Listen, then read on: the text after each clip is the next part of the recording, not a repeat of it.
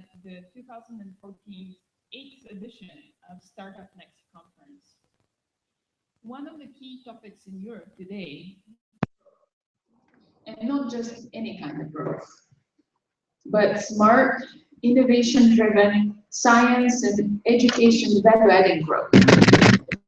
More importantly, though, today it is point-blank clear that we can achieve this growth, and you are the evidence. All of you here in Sofia today.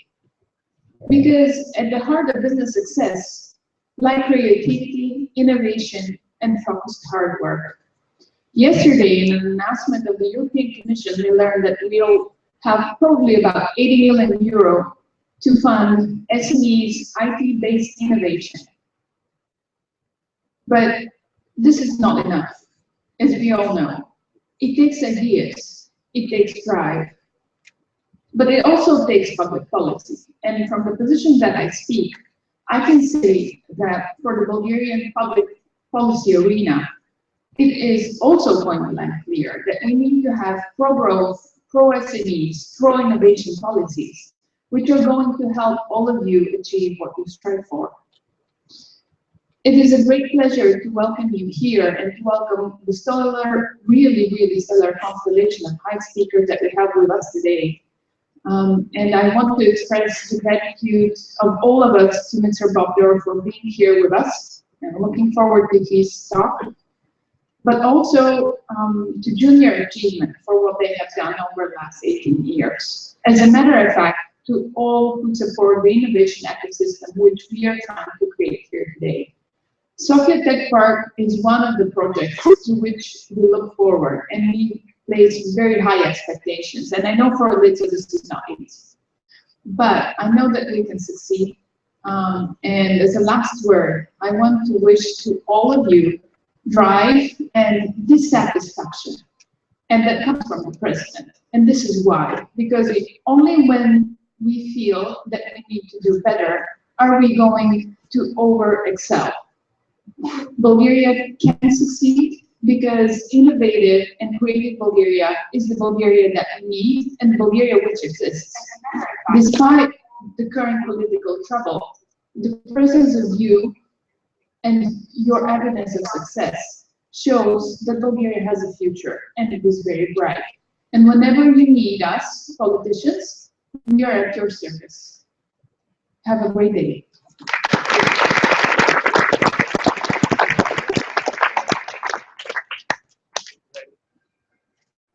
Thank you very much. Can you hear me, guys? No. All right. Can you hear me now? Thank you very much for the strong words.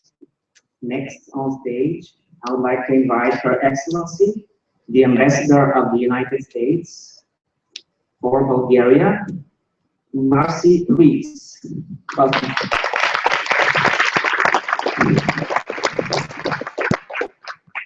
So, esteemed guests, wow. It's a pleasure to be here with you today for this discussion, and I'm actually looking more forward to listening than talking here.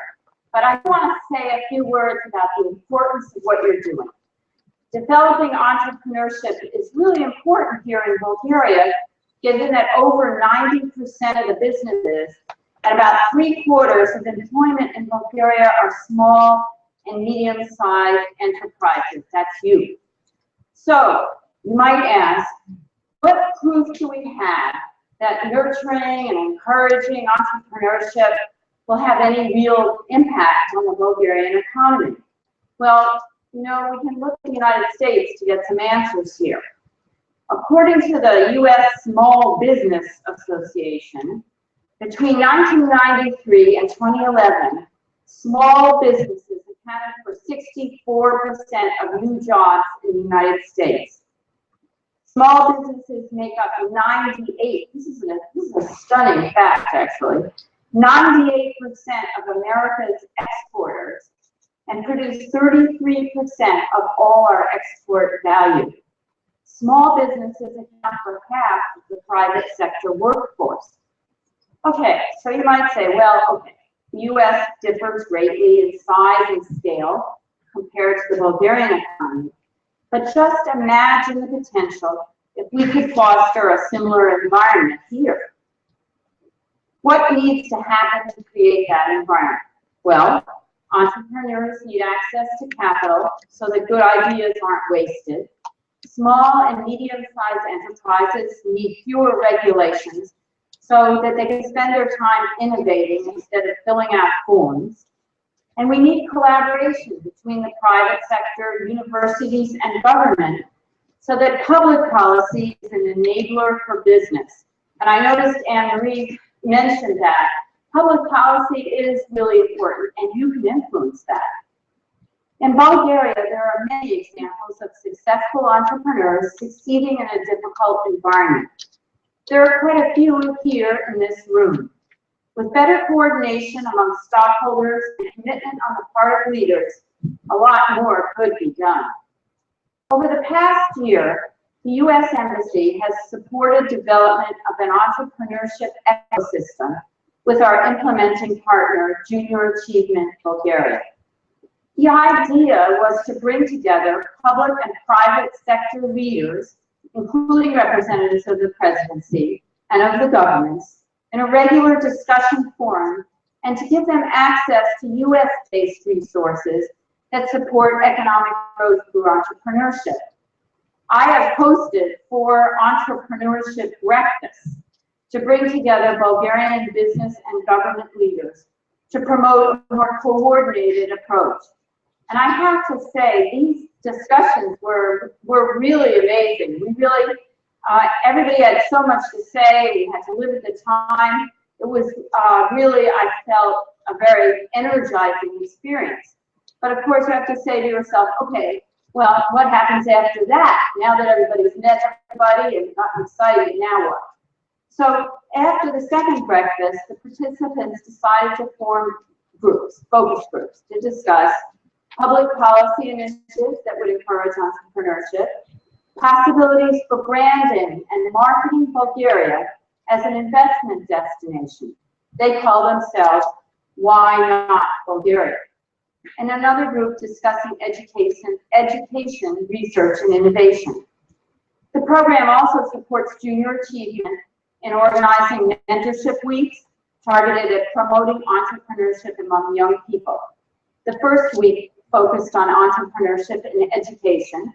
Gary Shaninger from the Kaufman Foundation visited Bulgaria. Perhaps some of you had a chance to meet him, and conducted training sessions in multiple locations. He also trained Bulgarian facilitators, so we had sort of a train the trainers thing going there so that the thing can perpetuate itself.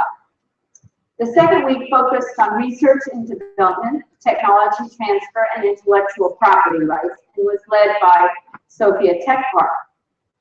U.S. and Bulgarian high-tech companies hosted seminars and activities during this week with the objective of introducing the topic of entrepreneurship to young scientists and students of the sciences in Bulgaria. I was just saying to Bob that science really is respected here in Bulgaria, and that, I think, is a really important source of strength for entrepreneurship movement. Today's conference is designed to address startups and how to plug into the global marketplace. We've lined up a number of great speakers, especially our keynote speaker, Barb Dorr. He's a well-known leader and practitioner of the startup movement. He co-founded the Lead Startup methodology, and he is considered one of its great gurus. Together with Steve Blank, he co-authored the Startup Owner's Manual, the step-by-step guide for building a great company. So I'm looking forward to hearing what he has to say myself, and I'm really very happy and excited to be here with all of you today. Have a great day.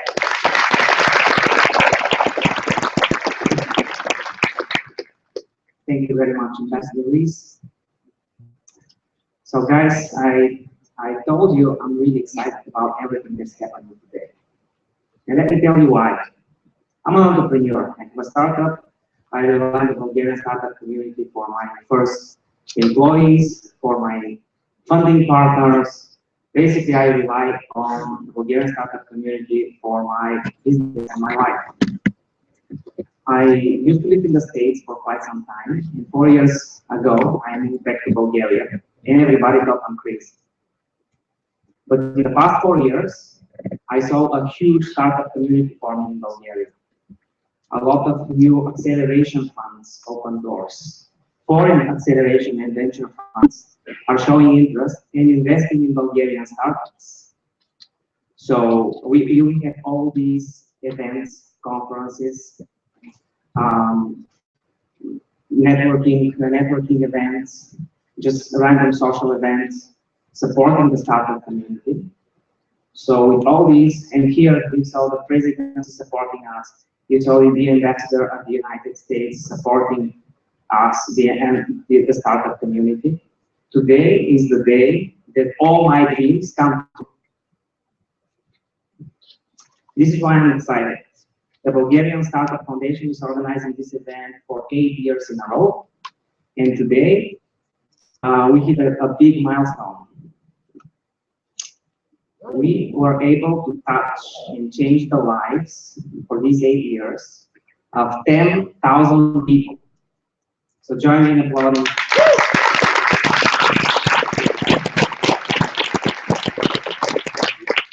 So 10,000 people, and I'm one of these 10,000 people. When I came back to Bulgaria, I started working for one of the best startups in Bulgaria, a company called Kanape. Also one of our sponsors. I spent 3 years there, and because of the strong community, because of all the conversations I had here, and because I believe I can do it in Bulgaria, I quit my job and I started my own business. I'm running my own company now. So I'm one of these 10,000 people influenced by the community and by everything that's happening here. Of course, all these events would not have been possible without our sponsors. I want to mention a few of them. We have Vivacom supporting us, Super Hosting, Telerik, SAP, Microsoft, and many more. And I also want to mention a few of the other events, and I'm sure many of you know these events and have been there. How many of you have been to Startup Weekend? Startup Weekend. Awesome. How many of you have been to Startup Academy? Nice, guys. Yeah, Startup Academy basically teaches people how to start their own business. How many of you have been to Open Coffee? Open Coffee. Nice. This is what I really like about the startup community. It's very open, very casual. You go to social events, it's even called Open Coffee. You go there and you can talk to everybody and anybody. It could be the CEO of a big company, it could be some working for a smaller company, it doesn't matter. Everybody is available and accessible. This is amazing. Now, of course, the goal of all these efforts is to bring the Bulgarian economy closer to the Western economies where we depend a lot on small and medium businesses, rather than depending on several huge businesses that kind of make or break the whole economy. So the ultimate goal is to have a stronger, more sustainable economy here in Bulgaria. And the last announcement I want to make before I introduce the next speaker is that we have a really nice lounge area outside. So between the talks, go there, talk to people, meet new people. And for those of you who are looking to start a new startup, or for those of you who already have a startup and are looking for funding, I will tell you a secret, guys. Here today, we have representatives of my favorite acceleration and venture funds. We have people from WIDA, from 500 Startups, from LaunchUp, from 11, and from Startup Bootcamp. So find who these guys are and pitch your idea to these guys. All right. Now, without further ado, I want to welcome on stage one of our co-organizers of the conference and also a CEO of the Junior Achievements in Bulgaria, Milena Stoicheva.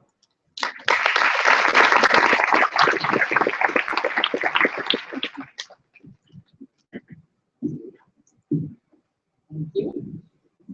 Good morning, everyone. I'm really thrilled to be here. Why? Only to introduce somebody that we really have been very eager, passionate, and working hard to have here.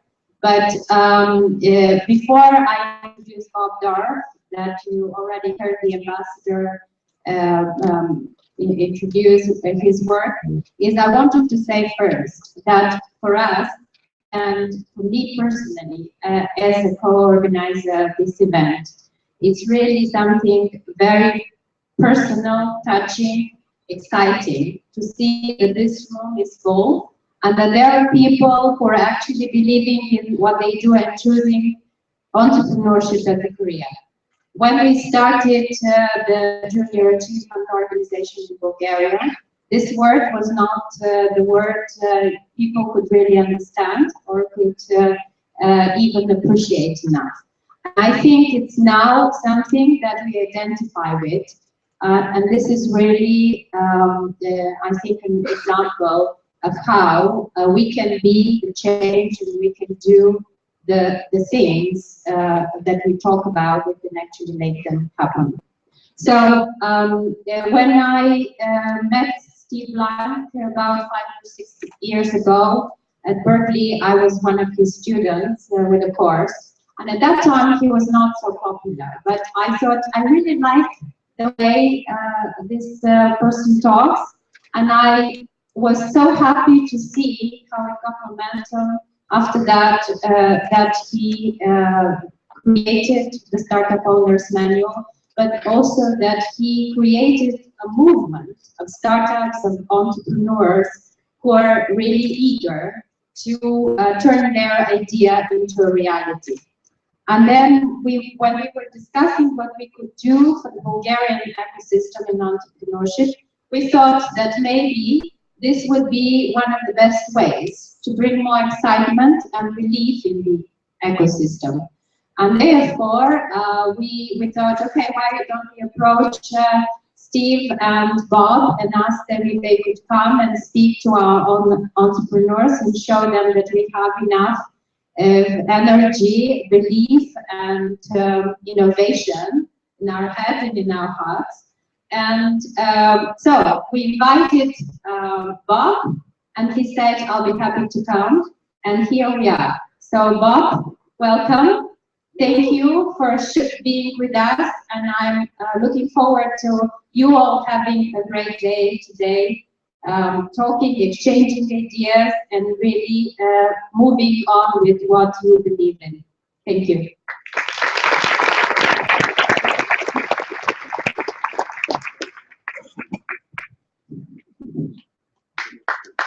Well, good morning.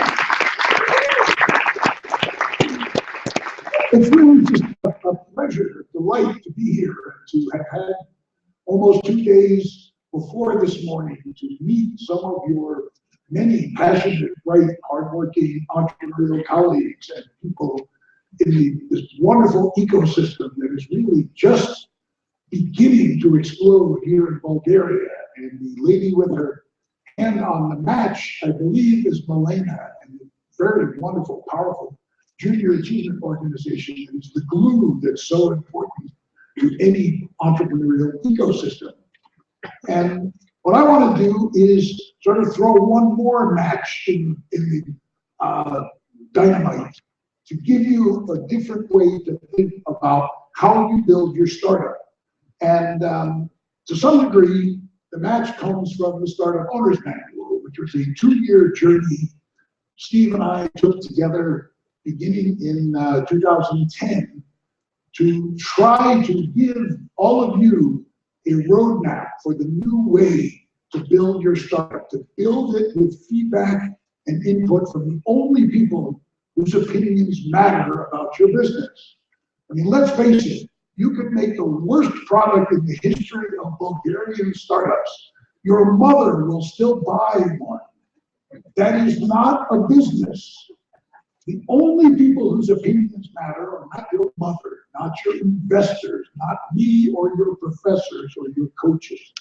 The only opinions that matter are the opinions of your customers, because they're the only ones who are going to buy dozens or hundreds or thousands of your product. And between us, Steve Blank and I have spent just about 80 years building startups with our bare hands. And so between the covers of this book are 500 of the dumbest mistakes a startup founder can make. And I guarantee you that Steve or I or both of us has made every one of those stupid mistakes personally. And now I don't really work for Amazon, although they sell a lot of our books. But if you do the math, these mistakes are much more fun to read about than they are to commit. They're less painful. They're more amusing. These bright guys, these guys who see bright, make all those stupid mistakes. Boy, I don't want to do that. So it's 8 cents a mistake to sort of read about them rather than to commit them. And I don't think this is working. You know what they do say about technology is that it's wonderful when it works. Am I missing off switch? Is there somebody nearby who might know how to fix this? Guys? Anyway, so let me start. I'll tell you briefly when slides will catch up when somebody from AV comes up here and helps. Bob North, age 22, I quit a fabulous job to start my first business, like our MC this morning. Why? I had no idea what an exit was, what a venture capitalist was, what an investor was. I wanted to do something that was mine, that I could build and shape. I had a huge tolerance for risk, and also I couldn't imagine spending the next 40 years of my life in this wonderful job. So to the despair of my middle-class parents, I went home to dinner one night to tell them I was quitting this fabulous job and starting a tiny little business by going to the lumberyard, buying a bunch of material, and taking my large living room in my bachelor apartment, cutting it in half, making half of it the office and half of it the very small but adequate living room. So myself, a 200-pound dog, and an assistant started the first of 7 startups. 17 years later, my parents were very proud. The New York Times had a big article about how many millions of dollars I sold the first one for. Out of the 7, I had an interesting track record that is not dissimilar to the kind of track record I wish for every one of you. 2 home runs, 2, sort of major successes. 2, what we would call in America, base hits. Okay, made a little bit of money. And 3, where I learned the most and made the most contributions to the owner's manual. 3 DTT investments. It's a personal acronym, so you may never, there we go, that's my scorecard. DTT, direct to the toilet. 6 months or a year of hard work, no weekends, no sleep, my own money, because I didn't really like investors. I wanted to do it on my own, answer only to myself. And when you take 6 months of your life on a pile of your own money, you put it in the toilet and you flip the little lever, you think, you learn, what am I not going to do next time? What did I do wrong here, right?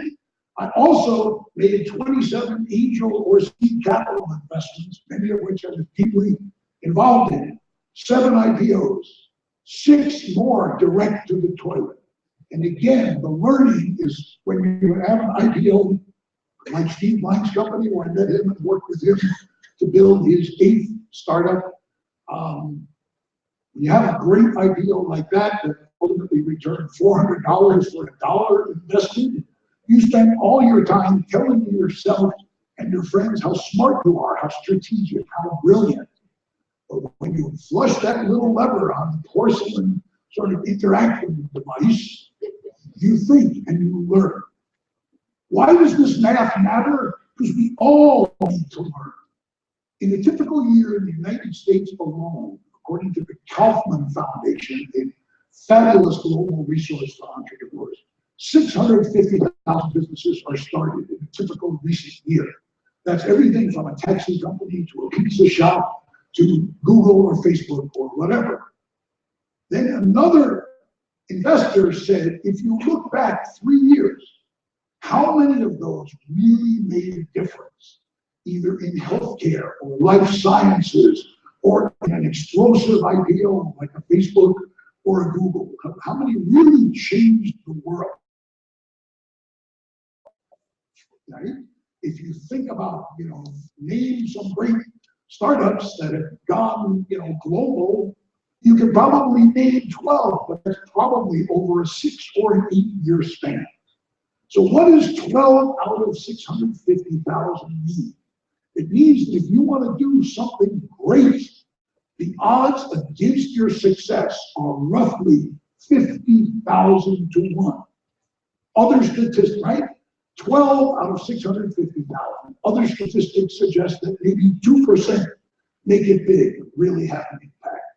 And the other math to consider, this is going to be your least favorite, I suspect, of my slides. If you are serious about building a scalable, successful startup, you are committing to an investment of 20,000 hours of your life. Sort of a minimum requirement, 5 years, 80 hours a week, almost no vacation, very few weekends. When you climb into bed with your significant other, oh, nice to see you, thanks for dropping by, it's 3 o'clock in the morning, good night. The dog barks at you when you come home. Your friends gave up on you years ago. 5 years, 80 hours a week to have a shot at building a great business. So if you're going to make that kind of commitment, don't you want to work on a startup that can matter, that can have some impact, not necessarily huge financial reward. I work with lots of social ventures with the Acumen Fund, bringing fresh water to small towns in Africa, bringing sewage out of the streets in India and Africa, building schools, libraries, things like that. Social ventures where they're run by entrepreneurs and their job is to keep the business going and to make a modest profit and to have a much greater, more important impact on the lives on the planet than the next billion-dollar IPO. Building these kinds of businesses is tougher in Bulgaria than it is in the US, right? Consumer e-commerce is still in its early stages here. How many people are comfortable using credit cards online? Next day delivery systems, social media use and adoption for communicating what you're doing. Obviously, it's a relatively small market, right? Roughly the size of the city of New York, you think about it. And so you have to be thinking early about, if I can get this right, how do I leap across borders and change languages and market in other cultures, in other marketing environments? And the other thing, as in many emerging markets, it takes a while for a growing cadre of people who really know digital marketing, social media marketing, web interface development, things like that. And those are as important to your success as the many, many great engineers here in Bulgaria and throughout the region. And then one other thing, the money is hard to find. It was wonderful to hear that list of investors who are here today. They're here not for the cocktails, not for the donuts. They're here to meet you and to learn about you and to get to know you.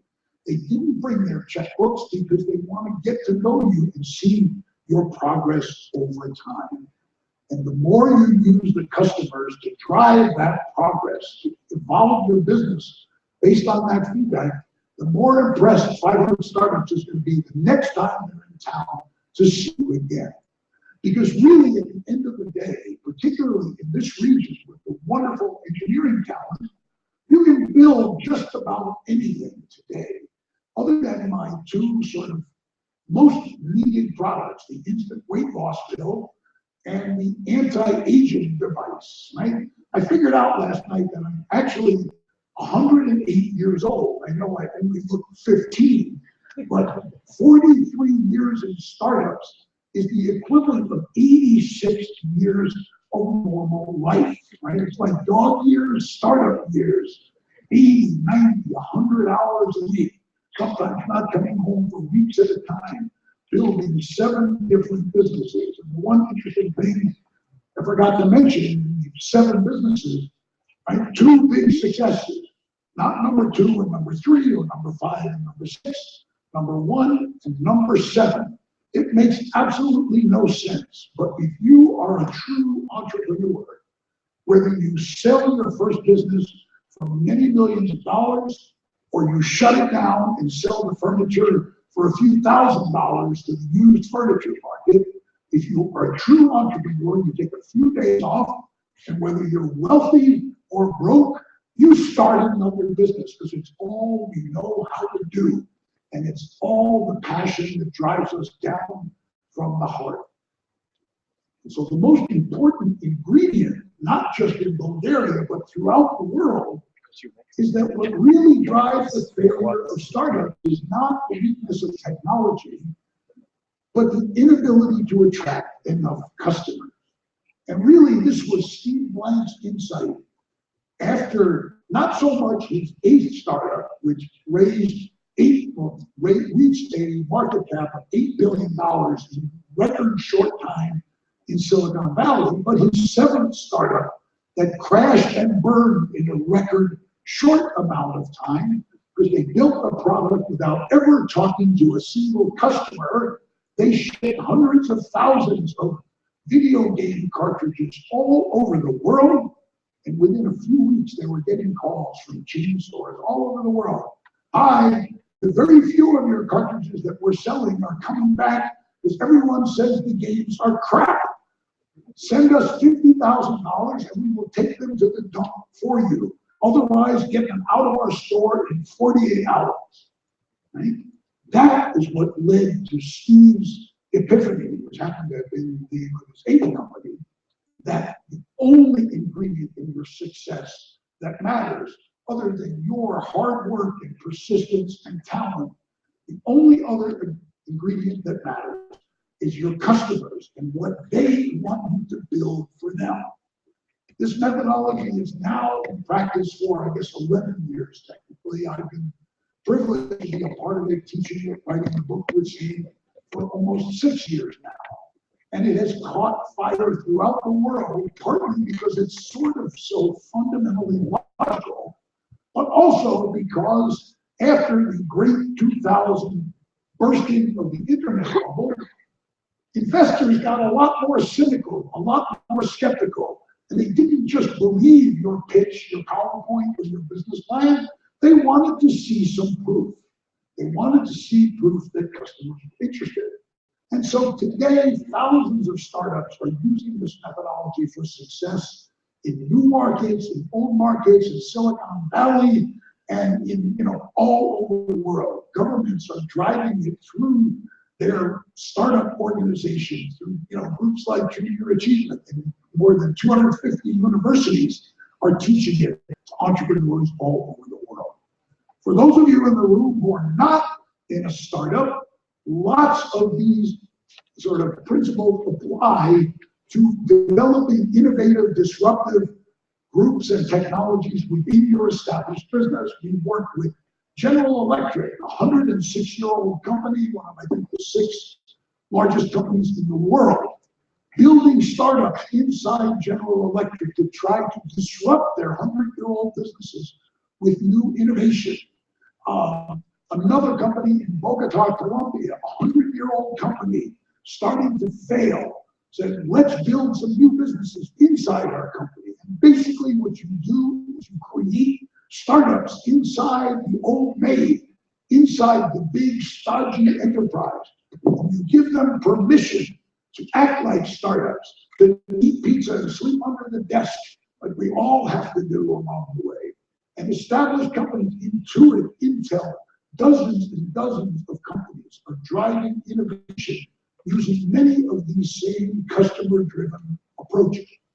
Now, for 100 years, since back basically 1908, when Harvard launched the first Masters of Business Administration degree in the world, everybody was taught the first step in your startup is go write a business plan. 50, 60 pages, 5 spreadsheets in the back. Everything was all about the formatting, the charts, the graphs. But there were not hardly a single fact in those 50 pages. In fact, Steve Blank and I are on a crusade to move the teaching of business plan writing from the business department to the place where it belongs at universities, the English department, in the fiction section, because you make it all up. How can you possibly tell me what your revenue is going to be in the second quarter of 2015? Or how many engineers you're going to employ in June of 2016? It's all fairy tales. And you spend months on it, formatting it, drawing the graphs and the charts, and the same 5 spreadsheets in almost every business plan. On the 5th spreadsheet, on the 13th column, somehow magically, every one of them, the number in the upper right-hand corner is a 9-digit number, 100 million, 120 million, 111 million. And the number on the bottom is 15, 18, 20 million. We believe Microsoft has an Easter egg in Excel. You can put any number in the first month of your startup, and over 60 months, it'll roll out to 100 million and 15 million in profit. Why? That's what a Series A investor needs to see in order to make an investment. So any one of us can create spreadsheets like that. Then all you have to do is deliver the fairy tale. And if you are not Walt Disney, who's dead, or Hans Christian Andersen, who's dead for even longer, it's really very hard to deliver great fairy tales. And that's the difference between testing everything now and writing facts in your business plan later when you're ready to raise serious money from a serious investor who will only do it based on reportable facts. So the 5 key principles. The first is a startup is not a smaller version of a big company. In fact, a startup isn't a company at all. Think about what you're really doing. A startup is a temporary organization, usually composed of crazy, passionate people whose job is to put the startup out of business by turning it into a company. The difference between a startup and a company is it now knows what its product is, what the features are, what to charge for it, how to sell it, how to do it again and again and again in increasing volume. The 3 magic words of startups: it's repeatable, it's scalable, and it's profitable, right?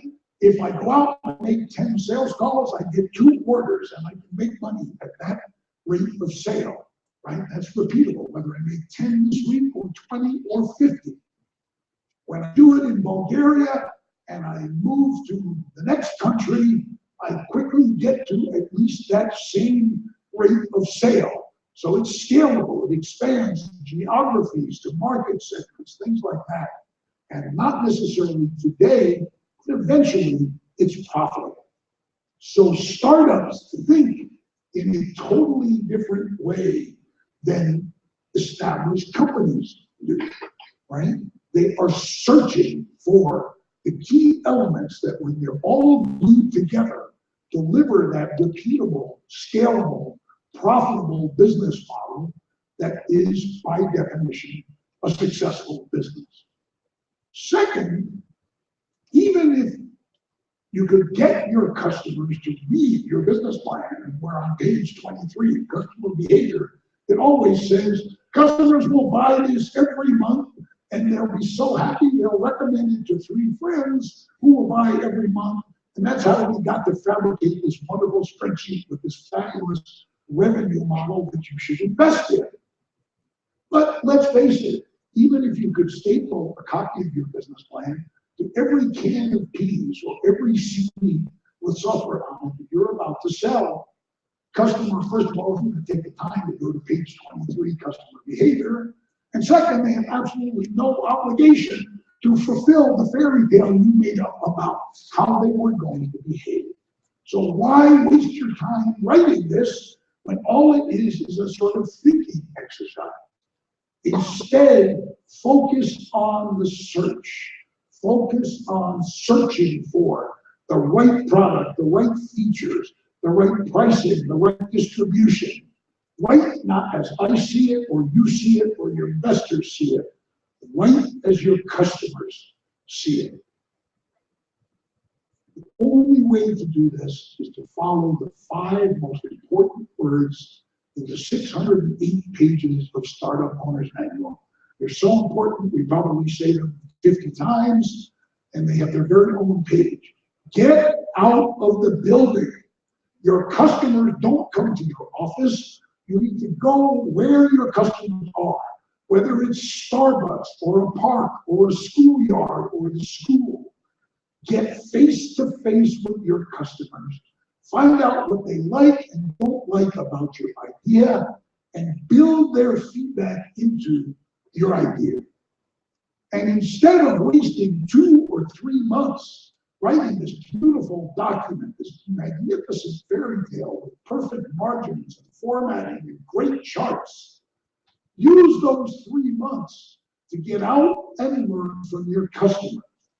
Instead of spending 3 months writing the fairy tale and proofreading it and binding it beautifully and so forth, use this tool developed by Swiss PhD Alexander Osterwald. His PhD thesis at the University of Lausanne, Switzerland, was that you can describe everything that matters to any business on a single sheet of paper. You cut it into the 9 boxes you see here. I understand that many of you are familiar with the business model canvas, so I don't want to spend too much time on it. But you do this in a day or 2 instead of 2 months or 3 months. And when I use this in a startup program in Bogota, Colombia, 30 startups, in the 8 to 12 weeks it would take you to write a business plan. We started instead with the business model, and by the end of the 8th week, 9 of the 30 startups had customer revenue in the bank. An enterprise software company had its first $50,000 customer purchase order in hand. A B2C company had 309 consumer transactions because they got out there and they figured it out through the eyes of their customers, and they evolved it and evolved it and evolved it until the magic started to happen. This is hard work, and you can't delegate it to the 25-year-old junior marketing person in your organization or to a bunch of interns. You, the founder, have to get face to face with your customers and see whether they're falling asleep or jumping out of their chair and trying to grab the prototype out of your hand. You need to see their body language. You need to let them sort of wander and talk about what they like and don't like, what they do now, what they might do in the future. And you use the business model canvas as a guide. So very quickly, the heart of the canvas is your value proposition. Said simply, why should somebody give you money? Second, customer segment. Who exactly is the person who should give you money? You can't say women 25 to 49 because you're a startup. Your marketing budget is usually somewhere between 0 and a very few dollars or thousands of dollars. You have to be able to concentrate your financial resources, your human resources, to see if you can make magic happen between value proposition and your customer segment. This is the first fundamental step in building a business. It's called product market fit. I have a value proposition that says I will do this and I will do it better than Oracle or SAP or Intuit or homegrown solutions. And it is the perfect solution for financial managers in small and medium enterprises. So when I show my value proposition to that person in my target customer segment, not all the time, but some predictable, repeatable amount of time, 2 out of 10, 3 out of 10 times, they say, wow, how did you read my mind? I need that, here's some money. Right? Product market fit. You can repeatedly show your value proposition to people in your customer segment and get positive signals back from that. The second foundational step, and the last one I'm going to talk about now, because I'm close to running over time already, and I have just a few thousand more slides to go, is customer relationships. How do you get customer relationships? How, once you get them, what do you do to keep them, your customers, for a long time? And if you start to keep them, how do you grow them two very different ways. First, obviously, sell them more products, more of your current product, sell them more frequently. And second, and much more important, particularly when your marketing budget is somewhere approaching zero, how do you use those customers to virally market you to their friends, to their colleagues, to their coworkers? That starts by building a great product, giving them great service, great support, and then by encouraging them to refer you to their friends. Viral marketing. It's magical because it's the most honest kind of marketing there is. It's even more magical for you because it's fundamentally free.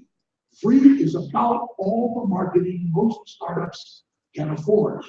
And so there are other boxes on the canvas we won't go into now. If you Google Alex Osterwalder, there are videos, tons of information. If you visit steveblank.com and type in business model canvas in the search box, you have an afternoon of reading to do as a result.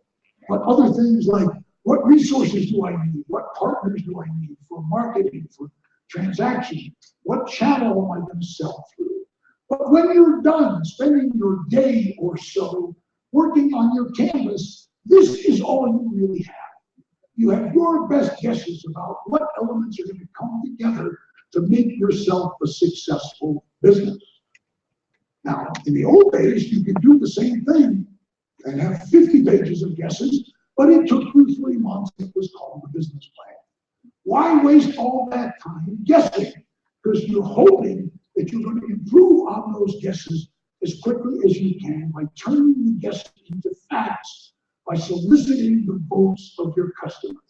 And that's where customer development begins. The first step of customer development is customer discovery. It's a skip.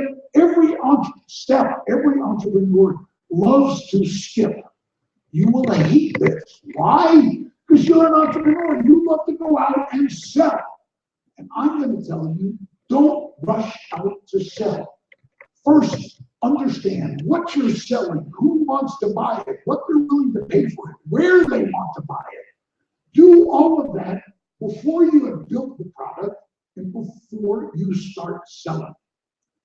So the first step in this is the one entrepreneurs hate the most. It's sort of my favorite. It's come to be called the, I don't know if this translates to Bulgarian. Crap is something that comes out of the back of a dog. It's the Bob Dorff, does anybody give a crap test? Okay? Well, you go out and you talk to 20 or 30 or 40 customers. You don't mention your product at all, right? Everybody really thinks this is a great idea so far, I can tell. You don't talk about your product at all. All you do is find out about the problem your product is solving or the need the product is filling. Is it a serious, frequent need? Do people wake up in the middle of the night worrying about this problem? Is it going to cost them their job or their house or their money or their wife or their husband? Is this an urgent, top priority problem? Or is it, yeah, I worry about that once in a while, it doesn't really, wake me up ever? Or is it the need that they have again and again, urgently, frequently, and importantly? Because if you are not solving a serious problem or filling an urgent, frequent need, what you've sort of just discovered is that there's no market for whatever your product is, no matter how brilliant it might be. If nobody gives a crap, the greatest product in the world will sit on the shelf, or worse, it'll sit in your basement or your garage until finally you take the ultimate horrible step many of us entrepreneurs have been through. You go to the truck rental company, you rent a truck, you drive all the crap to the dump. I've been there, I've seen this movie, it is ugly, it's not a happy movie. So you want to make sure, if you don't get signals that this is a high priority, did you talk to the right people? Did you explain the problem properly? Did you get enough feedback to make sure that you didn't jump to the wrong conclusion? Sometimes you'll find explaining it differently or moving the solution 15 degrees one way or the other, all of a sudden, oh, when you explain it that way, that's really a critical problem for me. It's like the difference between a new system for improving invoicing and a new system that's focused on collecting accounts receivable.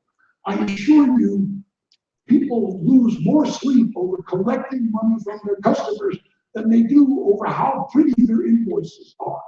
And if you talk about it as an invoicing system, but the magic was in the collection, go out, do it again, talk to 20 more, talk about how powerful your software is when it comes to collecting money for the company.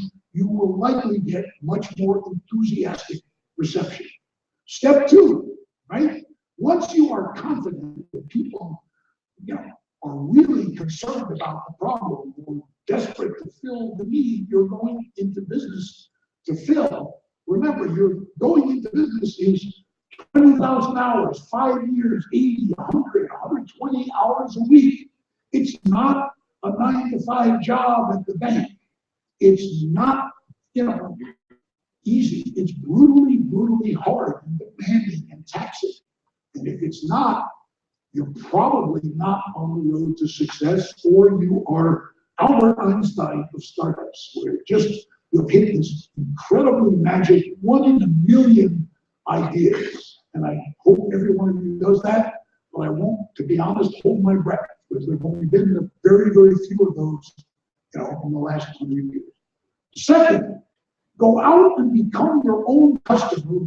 You still haven't spoken to customers about your product, but let's assume that there are flavors or versions of your product already existing out there somewhere.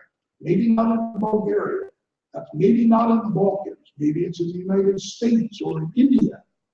Find them, see how they market, see how popular they are. Find anything that's remotely competitive to your product here at home and understand where you fit in that marketplace. So, because customers don't buy you purely based on your value proposition, they comparison shop, and they buy you because you are better than Oracle. Cheaper, everybody's cheaper than Oracle. It's hard to be more expensive. I hope they're not a sponsor. They're a wonderful company. So how do you find the positioning that stresses the uniqueness of your value proposition, of your idea? And you do that by first searching to see what everybody else is saying, and see if there's an opening, a white space that you can own and that your company can stand for. And when you've done that, now finally you can go and talk to some customers. Not to sell them. Your product may still be months away from completion. You show them an MVP, some simple version of it that often non-working. Can be balls of styrofoam with a fork stuck in one side, a light bulb in the other, something that gives them a sense of what the product can do. It can be static screenshots of a website where the buttons don't work at all, but you sort of see the user experience one screen at a time. Well, if I push this button that doesn't work, the next thing I would see is this. Then I go to this button, and then this happens. You can communicate the value of your startup without building the whole thing. And the farther in advance you do this, the more time you have to get and use feedback from your customers to change the product, to change the marketing, to change the pricing, to change the features. And so you start showing it to those customers, not to sell it to them, but to get them to give you sort of honest feedback about what they like and what they don't. Your goal, as I already described, is product market fit. When I show it to a green, 9-foot-tall customer in charge of finance at a company between $10 and $100 million in revenue, 2/3 of the time they jump out of their chair and sign the contract. Right? That's magic. That's repeatable. That's the first hint of a profitable long-term business. The best example of this I've ever seen was in Bogota, Colombia, where one of these internal startup teams went out and made 4 problem discovery calls. 4 times they went out to talk about the problem of warehouse automation. So I sent them off to do their customer discovery. 3 days later, they're on the phone. Wow, what do we do? Everybody we talk to says, stop. Problem for us, go back to your office, give us a contract we can sign, and let's do it. I said, guys, what are you asking me? Well, you told me we have to talk to 50 customers, but all these people want to give us money. I said, okay, go to the library, get the dictionary, look up the word entrepreneur, E-N-T. You have people willing to give you money to teach you how to make your business great.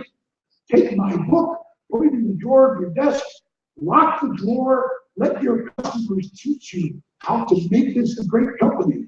And when it's a great company, take the book out. You're sitting on your sailboat or your yacht, read it then. But for now, let the customers teach you everything about making your business great. I met those people about 2.5 years ago. They're going to do $17 million profitable dollars this year alone, and they are just really beginning.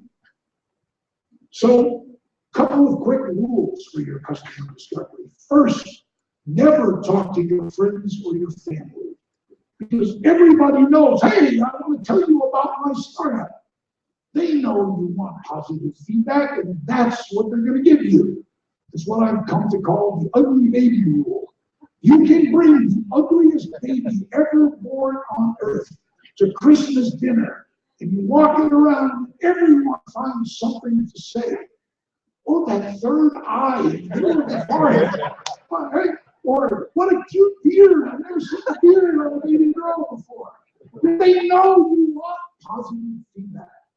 So never talk to friends, family, anybody you sleep with or want to sleep with, professors, everybody's going to be conditioned giving you positive feedback. Use those people to introduce you to friends of theirs who see you out of obligation to your mutual friend. They have no obligation to be nice to you.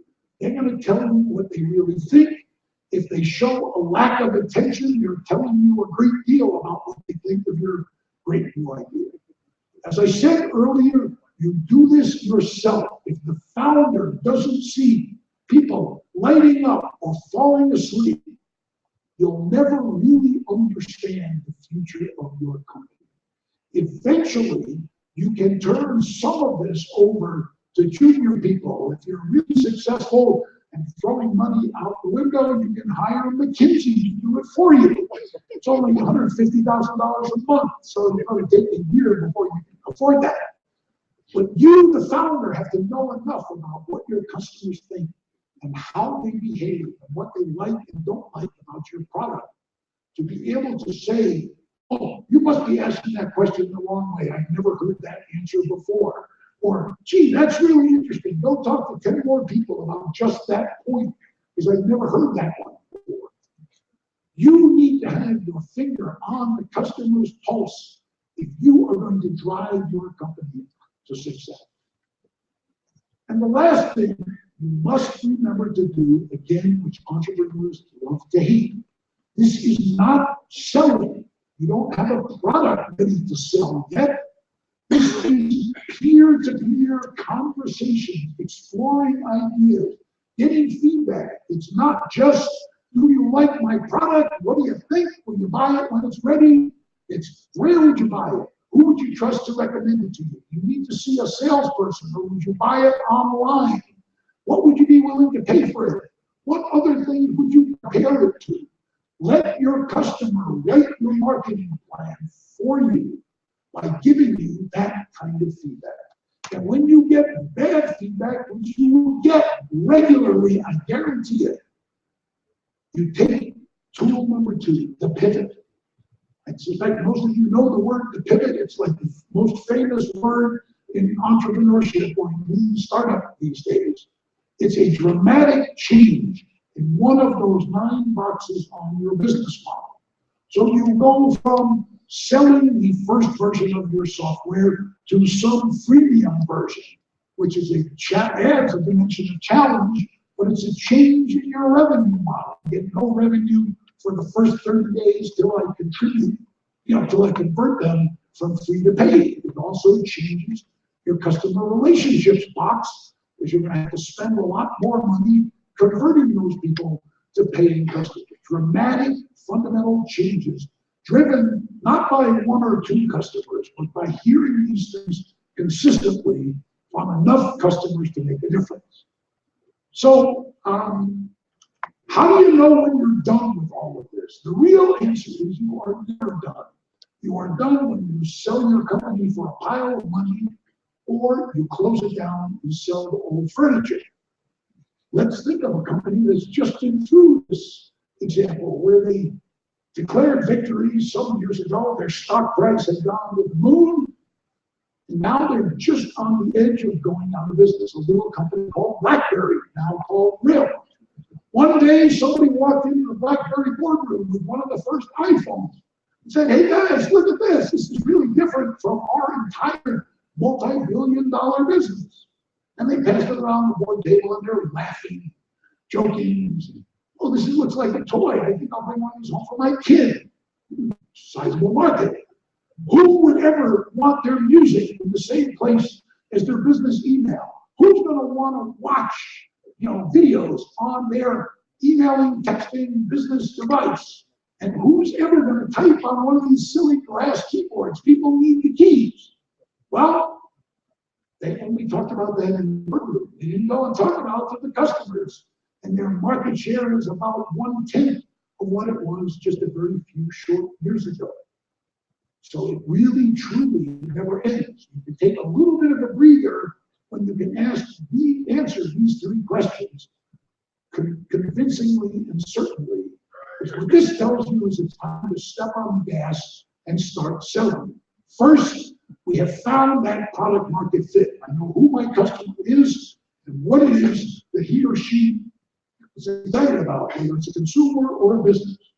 Second, I figured out how to find those customers at an affordable price. Whether it's viral marketing or AdWords or television commercials or whatever.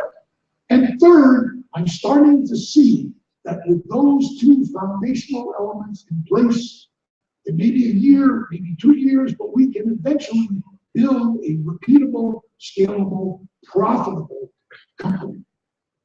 Now, when you're doing all this testing, very often you find it doesn't really work. In fact, most of the time, the first time you go out, you don't get the answers you were hoping for. And when it doesn't work, you get out and you do it again, because that's what we do. We don't give up. From the Bulgarian entrepreneurs I met, you don't give up easily, and you've got plenty of talent and energy. And I hope you take some portion of what you've heard today and you get out of the building and you work as hard as you possibly can to build great companies, not ordinary companies. Nothing will propel the ecosystem of entrepreneurship in Bulgaria faster than bright, hardworking people like you driving to success. And the people who will drive you to success are not your investors, your professors, or your parents. It's your customers. So get out of the building and talk to them. Thank you.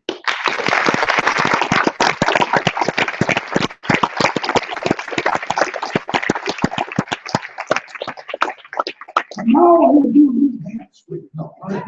What are we doing now? Do we have time for some questions? Or have I gone so far over time that we have no questions? Thank you very much. We are a little over time, so but people can find out outside the lounge area later. Sure. Okay, thank you.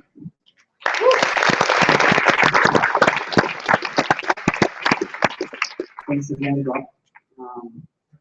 Guys, I'm a big fan of StartUp. Actually, not a big fan, but I have a more intimate relationship with StartUp. It's the only thing that keeps me sane throughout all these years. And let me tell you why. The reality is you have to need 50 investors to get one investment. So you get 49 investors to tell you that your idea sucks and you're going in the wrong direction. You get your friends who tell you, man, why did you leave your nice job? You get such a nice salary, such a good position. Why did you leave your job for this stupid idea? Well, some of them they don't say it, but they think. You have your family that's kind of supporting you, but I'm sure my mom and dad are like, oh, he shouldn't have left his job for this new game thing he's doing right now. So the only person, or the only people who are on your side, the only people that will support you and kind of make you believe you're going in the right direction are your future customers. People who tell you, yes, I have this pain point, and it really hurts, this problem, and the person who solves it will make a lot of money out of it. Then you know you're going in the right direction. And this startup and customer discovery is the way to talk to these customers. Now, our next speaker today is a Y Combinator alumni. How many of you guys have heard about Y Combinator?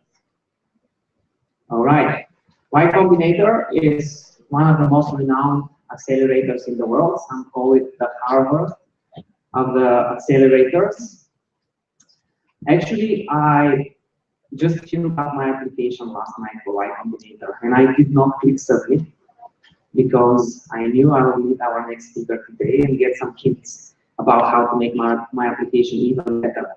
So I'm really curious to hear what he's gonna say. Let's welcome on stage David Hunt.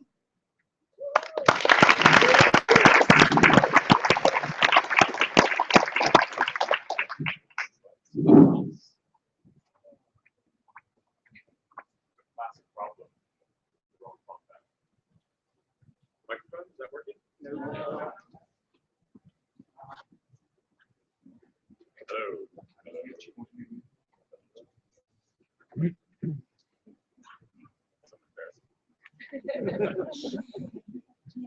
Hello. Fantastic. Great. We have a classic technology problem, the wrong font and the wrong computer. So I apologize if any of these slides are a bit illegible. But yes, this is a talk about building growth into companies, or more so, building growth into products. I was told this conference is all about growth. And so what this slide deck is going to be about, and this whole talk, is about 3 ways of thinking about how you take that little idea that you have developed, you have tested, you have some confidence about, and actually starting to grow it. And this is very much the tale of things I wish I knew in my first company, and things that we started implementing in my second company. And I think it's quite easy to guess which one did okay in the end, versus the one that was flushed down the toilet with all that money. So my name is Devin Hunt. I'm part of a small collective of entrepreneurs called Founder Center. And what we do is we work with accelerators, founders, VCs, universities to help teach entrepreneurship and make that a skill for everyone. Whether that skill is to achieve a multi-billion-dollar public company, or that skill is to help you create a lifestyle that's what you want to do with your life. That's what it's for. That's me, and you can follow me on Twitter at @BillPixel. So anyway, let's talk about growth. I want to pose a question to you guys.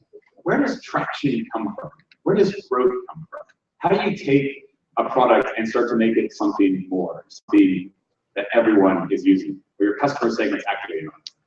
Well, there's a lot of knowledge out there. Some people say like you have to find your customers through industry blogs, comment on all of them. You have to be tweeting, you have to use social media to always engage your audiences. You have to hack online ads. The way you grow modern digital companies is by leveraging all that massive ad spend out there. Facebook ads, Twitter ads, Instagram ads, ad hacks. And the fact remains is like, this is sort of true, but this strategy that is often sold to us as entrepreneurs of do more of everything, that isn't really a strategy. What that is well-intentioned flailing.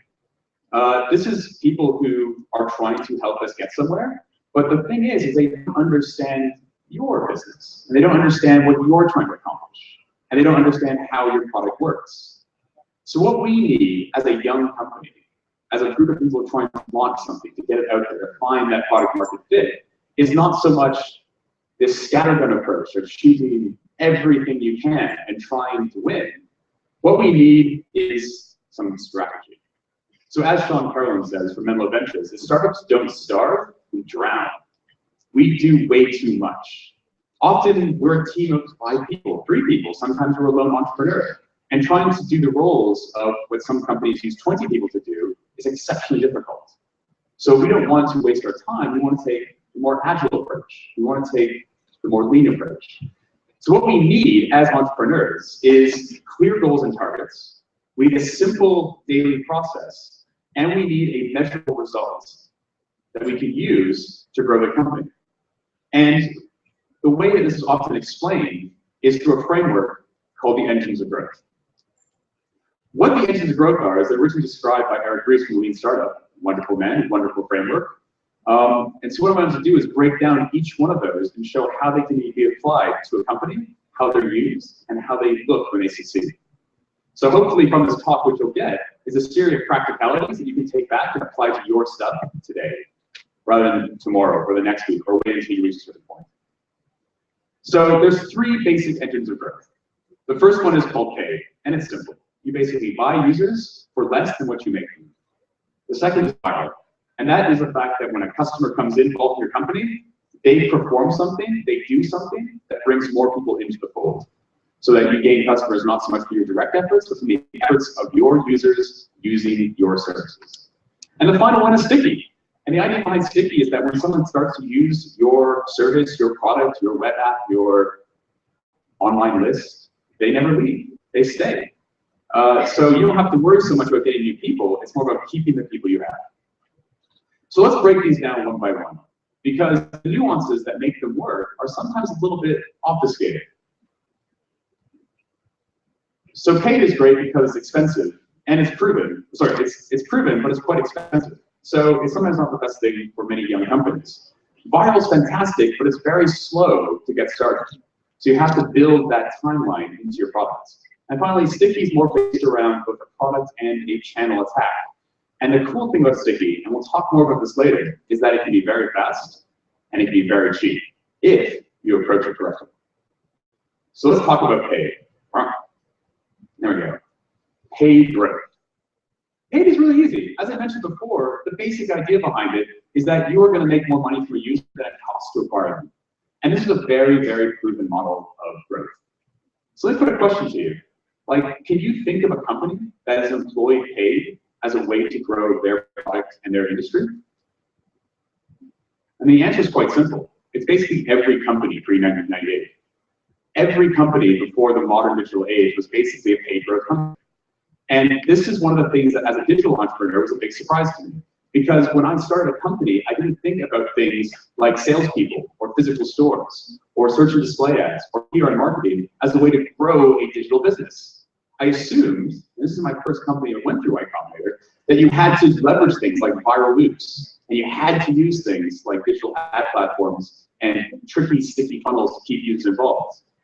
I didn't realize you just hire a salesperson to help you find customers, to help you sell a product you know works. It seems old school, it seems boring, but that's what some companies use. The basic idea behind paid, as I mentioned, is that the lifetime value, the amount of money you make off a customer or off a user on your platform, is going to be greater than the cost to acquire them. That's all you care about when you're posting paid growth. My second company, List, this is how we got our first few users. This is also how we still get a lot of our most valuable users. We use ads, we use marketing, we use blog posts, we use paid content to attract people to our platform to use it. It's very simple. And the beautiful thing about paid marketing is it's very easy to measure. It's not about a lot of complicated funnels. It's simply about, am I spending less than I'm making off my users? And that's something you can measure on a daily basis, a weekly basis, a cohort basis, however you want to approach it. Groupon is probably one of the most misunderstood examples of a company that was very successful 3 years ago and now is kind of on the rocks. But often people look at Groupon as a virally built company. They use mailing lists, they use friends sharing deals with other friends to grow. But ultimately, the way Groupon grew was through sales. They hired huge sales teams. These sales teams contacted local businesses. Local businesses agreed to be part of the Groupon platform. And that is how they got deals. The deals then attracted their other side of their customers, which was the people using those deals. But without that very large sales team, where they're paying, 50, 60 grand in salaries per year per person, they couldn't have grown to the scale they are. And this brings me to the first sort of interesting thing about paid, It's one of the most dangerous engines of growth. Does anyone know what the #1 killer of startups is? The #1 killer is premature scale. What premature scale is when you are spending more money than you can earn as a company. And this is very easy to do for many startups that start to grow. You're raising venture capital. You just took on $6 million in funding. That $6 million is supposed to last you for 3 years. And so you build a budget to spend over 3 years. You hire large sales teams, you hire large marketing departments, you grow your engineering team quickly, and then you hit that 3-year cliff and you realize you haven't really made more money yet. You haven't actually built a sustainable business yet. So you either raise another round, you keep that sort of party going, or you realize you might need to switch how you approach this. So throwing money at a sales team is a great way to make it look like you're growing, but it doesn't always mean you are growing. So that's a big warning to keep in mind. So let's talk about viral. Viral is a much more modern way of growing your products and company, but there's a lot of very simple gotchas behind viral. The basic idea behind viral is that each customer you grab, each customer that comes into your product is going to bring more people with them. It's kind of like a party. You phone up your friend, Bill, you're like, Bill, come to my party. And he goes, great, I'm gonna bring my friends. You're like, even better. That's what you wanna do with viral. But one of the most important things about viral is it's not a marketing strategy, and it's not a sales strategy, it's a product strategy. And what I mean by that is that your product has to be inherently viral to use viral growth. So what does that mean? Well, that means that you need to have design and technology on your founding team. The people who are going to be building the product need to understand you're trying to create viral products. And in the early stages, that's you. That's your co-founders. That's your first employee. If you're not building a product that's inherently viral, we'll talk about that in a second, then you're not doing viral growth. You're pretending to do viral growth. Second, you must prioritize growth over everything, even revenue. This is kind of counterintuitive, especially when you look at traditional business models. When you build a viral product, what you're looking for is breadth and scale across your customer segments, not the perfect user. In viral growth, you're looking to capture a market and then you monetize that market. This is very much like the .com era thinking, but applied much more focused. The third is this viral loop has to be core to your products. This means that when you build a product, you're looking at how you bring more customers into the fold as a natural result of using that product. And that means metrics are king. You have to know whether or not your product's actually going to be viral. It's surprising how often someone wants to build a viral product and they launch it and they just hope. They sit back and go, great, we built a viral product. I can't wait for 1 million customers. It's going to be great. And they never come. And then they wonder why they don't come. And they don't actually look at that. So looking for that feedback, looking for those numbers is paramount. Word of mouth is not a viral strategy. Word of mouth is a nice after effect. It's a side effect of a good viral product. You cannot depend on word of mouth to be a way to grow your company. Why? Because it's not measurable. If you can't measure it, you can't use it as proof that you're viral. So whether or not you built an amazing game, and it turns out that a lot of your users came from the fact that someone was playing your game in public, it was like, wow, this is fun, you should play this. That's great, that's like that's a bonus. That's like you won a little extra money on a scratch lottery ticket, but it's not the big win. The big win comes when you understand why it's viral. And this comes to one of the most important points that for me was a hard-earned lesson, is that social sharing is not a viral strategy. Having people tweet something, having people put something on Facebook just because it's interesting doesn't make it a viral product. That is, once again, a nice side effect. If they do it, then great, bonus. You got a couple more customers from that. You got a couple more users. Hooray. But if it isn't inherently viral, then it's not working. You can't measure that very effectively. This comes back to what makes a viral product good. Nobody cares as much about what you built as you do. What I mean by this is that just because you built a beautiful app, or you built an amazing service, or you built something you think is the most bespoke, pristine object, you're the person who's going to care about it the most. Your customers do not care how beautiful it is. So to make them share stuff, to make them get more people in the fold, the act of getting value out of your product, the act of actually using it, has to bring more people into the fold, has to bring more people to your product. So how do you do this? Tupperware is one of the best examples of a pre-internet viral company. Like, Tupperware is an amazing case study as a business. because this is a company that launched in the 50s and 60s in the US. They were selling plastic containers, which at the time, like plastic containers that you could use in home application was kind of a new thing. You're like, oh, plastic containers, neat. But plastic containers in their own right aren't viral, obviously. You can't like share it through the phone to somebody. It's like it's a container. So how is this a viral product? Well, the interesting thing about Tupperware is that they didn't really view the plastic container as the core product. Does anyone know how Tupperware grew so quickly? What Tupperware did was they focused on a very particular type of customer when they launched this business. They didn't care about the end user. They cared about their sales reps.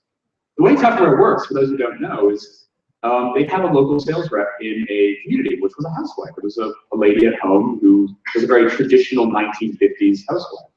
And she would throw a Tupperware party. A Tupperware party is where she would call up all her friends in the area and say, come on over, come to my house, we're gonna have a little tea and cake party, it's gonna be a nice time. And when they came, she did all the service. So all the cakes were served in Tupperware containers, the glasses were Tupperware glasses. The whole experience is about this amazing kitchen product called Tupperware, these plastic containers. And they're like, oh, this is fantastic. This is really cool. And she's like, oh yeah, they're great little things. Did you know you can buy them here today? I'm selling all these things. You can buy this Tupperware right now. And if you want more, I have a catalog. Here's a catalog. And people would buy Tupperware. And that's great. And she made a small commission, 10% off of it, and everyone won. But that wasn't the only purpose of the party. It wasn't just to sell the end products. The purpose was other people at parties said, hey, wait a minute, you're making money off throwing parties? She's like, yeah. Like, can I do that? She's like, yeah. And so she converts some of those friends into those sales reps. So the product here wasn't the plastic container. The product was the ability to throw a party and make money. And by the essence of coming to the party and being involved in the party, you see why it's valuable. And other friends are like, I want to make money by making cakes and throwing parties. It's fantastic. And they turned them into customers. And in turn, they got their friends to their house for their party. And there was always some overlap in the network. But then they turned somebody else into a sales rep and so on and so forth. So the product that was viral wasn't the container itself. The product that was viral was the party. That was their viral hook. Another great example of a more modern application of a viral product is Snapchat. How many people here use Snapchat? Is that a thing? Yeah, it's like a third of you, great. A quarter of you, that's okay. Snapchat's great. Snapchat is it's a mobile app. It's on your phone. You basically take a photo, you send it to a group of friends, the photo gets deleted after 10 seconds, so it's sort of like temporary messaging. We'll let you send some very intimate photos, I guess. Is that the main purpose that exists? But the beauty of Snapchat is how they grew. So when you first download the app, or better yet, you usually receive a text from a friend, you open the app, and you take a photo.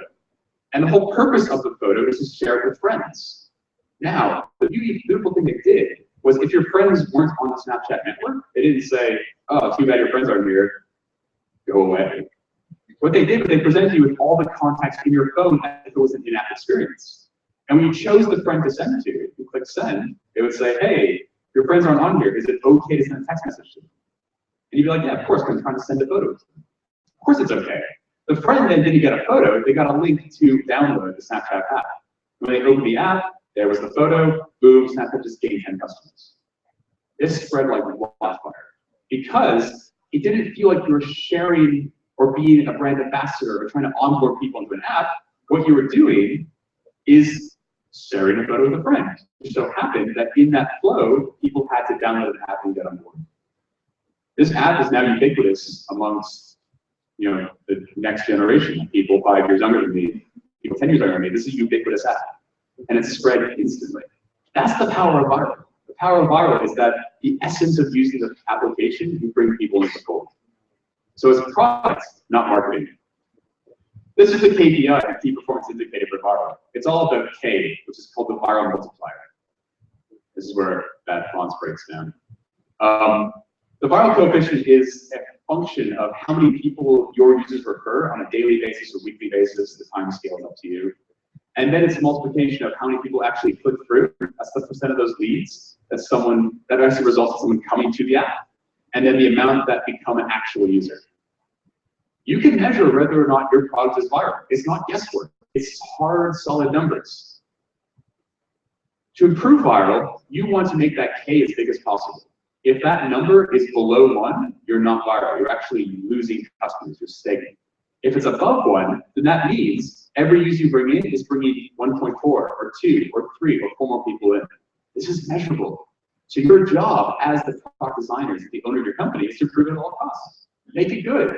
Keep trying new stuff. Change the loops. Look at how people use your product and try to get them into the flow to make it viral. And you want to reduce sharing time. The easiest way to do that is if people are sharing more often, you're probably going to increase your viral coefficient.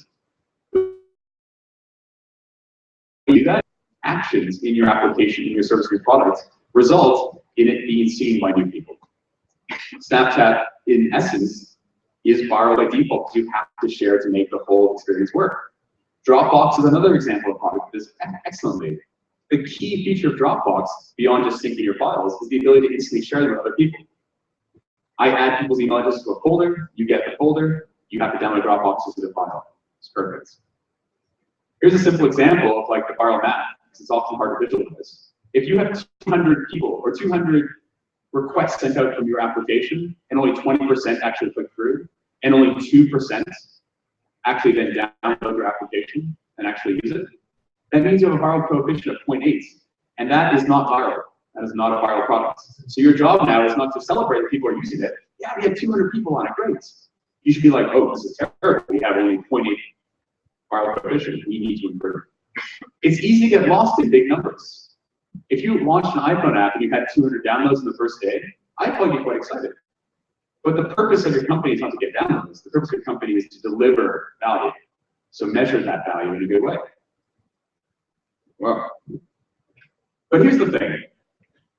How many people here are starting a newish company? Like, you've been working on it for a couple months. Anybody? Yeah, a lot of you. So in our humble opinion, viral and paid are fantastic ways to grow, but they're not the easiest ones to start, because viral takes time to figure out your product, and paid takes money. You have to throw money at paid. You can't do it on a budget of 100 euros, you have to do it on a budget of 1,000 euros, 10,000 euros. So we like Sticky, because Sticky provides an amazing opportunity to do stuff fast and to do stuff cheap. So let's break that down. How do we do Sticky in these sort of ways? The basic idea behind Sticky is once you get a customer involved in something, they never leave. They're with you for life. So what we want to do in Sticky is we're not focusing so much on getting the coefficient, and we're not focusing on getting that lifetime value to customer acquisition cost to a certain ratio. What we're focusing on is making our customers happy. And oddly enough, Sticky matches a lot of the advice out there on what you should do with customer development, customer market fit, customer everything. Make them happy, find out what they want. And Sticky is all about that. Now, there's two different types of Sticky. There's Sticky products and there's Sticky channels. And we're going to talk about the differences of each of them and when you use both. So Sticky product is, as I mentioned before, it's very simple. The more customers use your product, the harder it is to switch.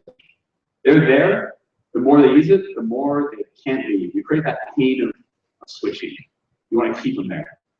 And so when you build Sticky products, you're focused on retention. You want to keep people inside your experience. And the weird thing is current customers are going to trump your new needs.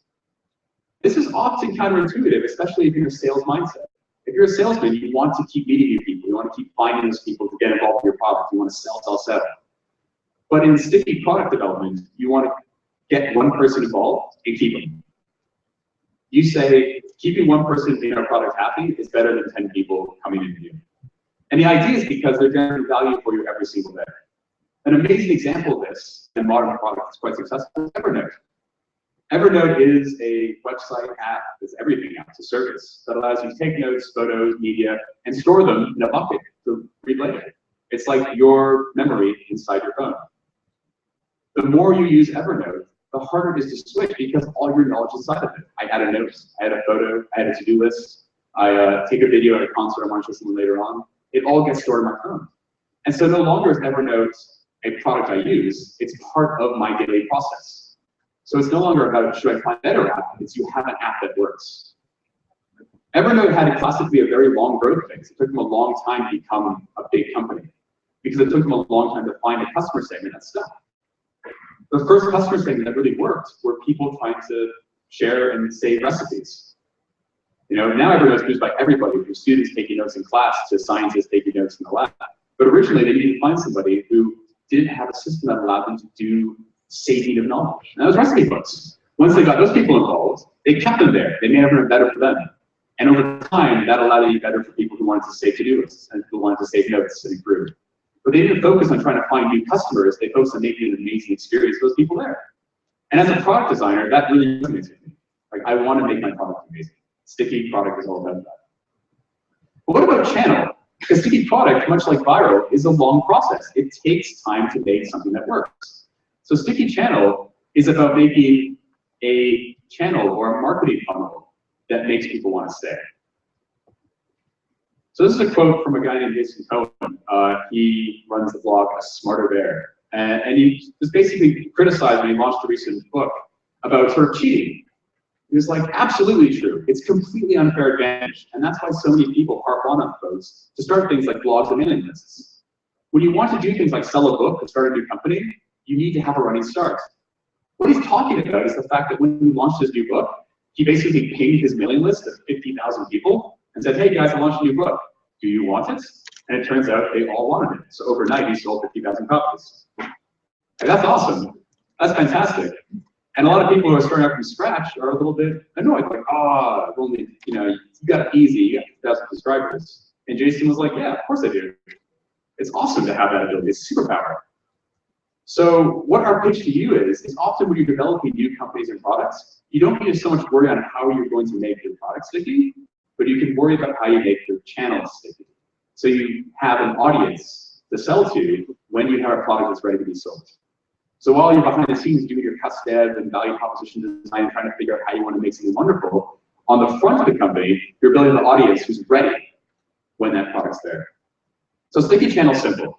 The idea is traffic shows up, you give away a free gift and create value, you then exchange a larger gift for the contact, that's like get your email address or the business card or the phone number to the VP of sales. You then stay in touch and you over-deliver value. You finally convert that subscriber base to paid customers to a core product, and then you grow the company, you retain, upsell, and go on. Sticky channel is these 3 steps. Creating a community or an experience or an event where people are happy to be contacted and are actually hungry for more information. So this is stuff like things that educate people who are being educated, or it could be something that informs them of something new. It could be something that amuses them, like it could just be funny and delights.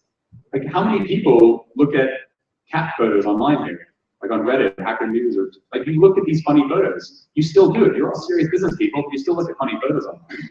It's something you do. Inspire, inspirational posts. Half the stuff on Medium is stuff people, inspirational posts they have that's in the toilet. Like, but Medium is fun to read. This is content. Sticky channel is about building content. And building content to a customer segment you're interested in. That's what it's all about. So sticky tip. Your content doesn't also need to do the same thing your product does. And this is really, really important and kind of liberating. You don't have to make content that matches what you want to do in your company. You just have to make content that reaches people who you want to be involved in your company. It's that simple. Right? So you need to have stuff that's interesting to people that you want to reach, but it doesn't have to explain what your company is, what you do, or anything like that. So it's a simple daily process. Back to the first slide. You make something, you tell people about it, and you keep doing that until you start to gain an audience that becomes part of your brand. It's easy. You basically are going to front load the burden, and you're going to remove friction from creation. And as long as you do that, it doesn't matter what you do, as long as you keep that up. So what I'm basically talking about is content marketing. And I'm not talking about content marketing as a company in its own right. I'm talking about content marketing as a growth hack for the company you're trying to build. And there's lots of ways to do these things. Removing friction, we live on the internet now. The internet is a series of tools that basically was built to make things easier. So we can leverage those as entrepreneurs to make experiences that build a beautiful sticky channel. So for example, let's say you identify that you creating a large Twitter list is really important for your company. Then don't worry about hiring someone to tweet every day. You can use tools like buffer.app or if.com to automate the tweeting process. Do you think blogging is important? Do you think gaining an audience by blogging is really important to your company? Well, then don't worry about writing blog posts yourself. The writing process is insanely difficult.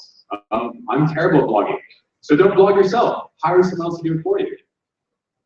There are lots of university students, specializing in language or in even the field you're in, who'd be very happy to write a 400-word blog post for 10 pounds, 10 euros, whatever, 20 left.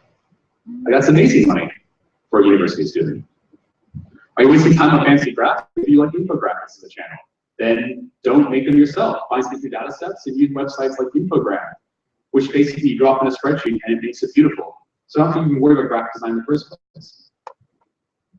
Kissmetrics is a fantastic example of this. Kissmetrics is a startup out of the Valley that basically builds software that allows you to measure your products. It's online analytics. Their blog is excellent, and their blog is not about how you use Kissmetrics. Their blog is not about how their company is amazing. Their blog is about how you measure stuff online. And they actually recommend different products or competitors. They talk about different methods that aren't even useful on their products. But it has become the epicenter for growth hackers to read about new stuff in their industry. This is a graph of Kissmetrics versus Mixpanel. When Mixpanel launched, they're basically, startups sort of occur in pairs or in groups, much like Hollywood movies. Like if there's a bank heist movie, the other studio's going to release a bank heist movie the next week. Startups are often the same way. They always seem to happen in clusters. So Mixpanel and Kissmetrics launched about the same time, and they were building very similar products. Slightly different sort of approaches, but very, very similar products. The blue line is the growth of Kissmetrics on Alexa, where the red line is the growth of Mixpanel. Kissmetrics used their blogging strategically. When they launched their blog, they were doing a blog that was interesting to anybody in that sort of startup-y metrics growth space. And yeah, not all those customers are going to, or not all those readers are going to convert to real customers, but some of them did. And so they kept people engaged in the brand. So when the product was ready for them, they knew it existed. It wasn't about directly marketing through ads. It was being a helpful person in the environment and saying, oh yeah, by the way, we just launched an interesting new feature. Maybe you want to check it out. That's the power of a sticky channel. Instead of worrying about creating growth in your product directly, what you're doing is you're creating a community who's ready to listen to you and products. So that's basically it. Those are the three engines of growth. You have paid growth, which is expensive, but it's very proven. It does work if you deploy it actively. Viral, very, very powerful if it works, but it takes time to build viral products. You can't build a viral product overnight. It's about testing and iteration, learning how people use the software or use your service, and how you can integrate that into a viral experience. And then sticky, which is, in our humble opinion, the easiest one to deploy for day one. It can be both built into your product, because your product's so useful and have to stay, or it can be built into your marketing. You build a marketing experience, people want to be involved in that marketing experience. And it can be cheap and fast. So both wonderful. Now the truth is that no startup just picks one and runs with it. You're going to use a mix of all of them.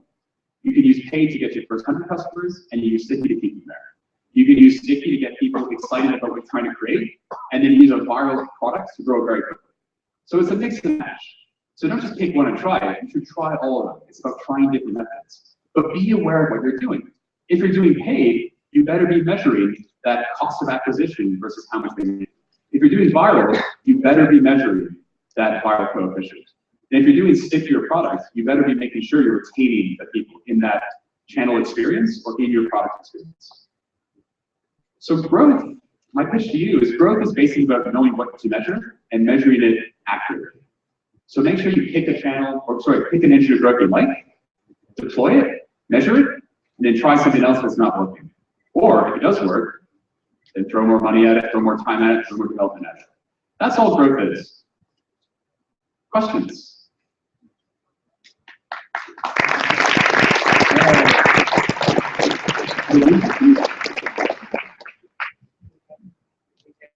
Wait. So people can ask you questions outside. Oh, okay. Ask you questions outside. Thank you very much, guys.